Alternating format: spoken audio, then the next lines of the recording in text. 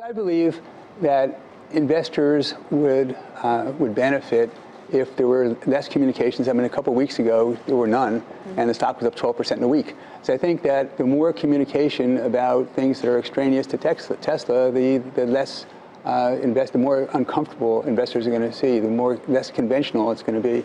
And people like convention if they're going to attribute a $50 billion value to a business. And I think that the SEC would get a benefit from this settlement also. So it's not just for Tesla shareholders and not just for Tesla, but it's for the SEC.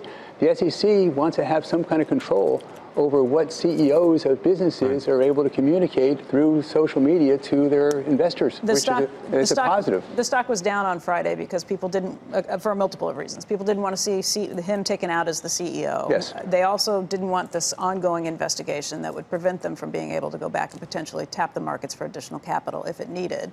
You have him here now with the condition that there's going to be a chairman who's brought in. Do you think that that person, that chairman, should be an outsider, or would it be okay with you if it's somebody who's on the board right now, that same board that has been here for everything we've seen? I'd like to see who it is. I don't want to judge. I don't want to tell people how to run their businesses. Would you take a board seat if asked? No. You would not? No.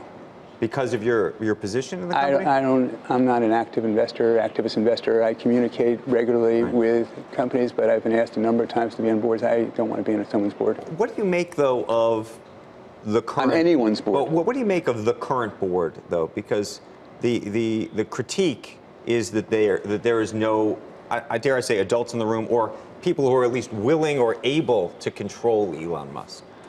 You know, when you look at a business from the outside, as I said, this company's valuation is going to depend on how many cars they sell and how much they make on the cars and how many they can make, how much profits they're going to make per car and how many batteries they're going to sell.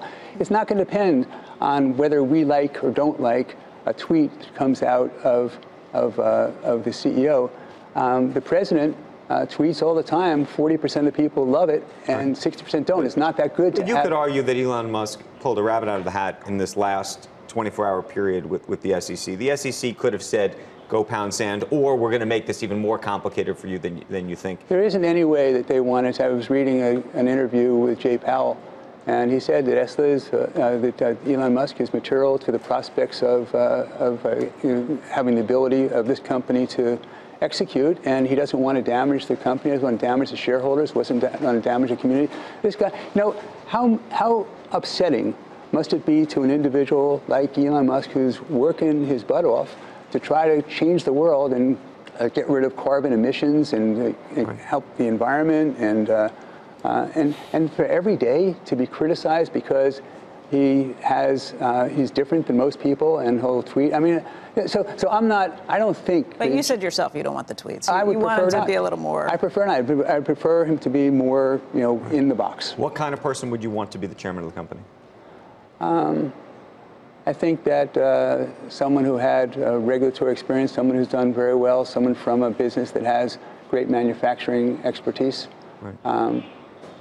On the operations, I'm sure they don't need me to tell them what they should choose for an investor, but I'd like to have someone substantial.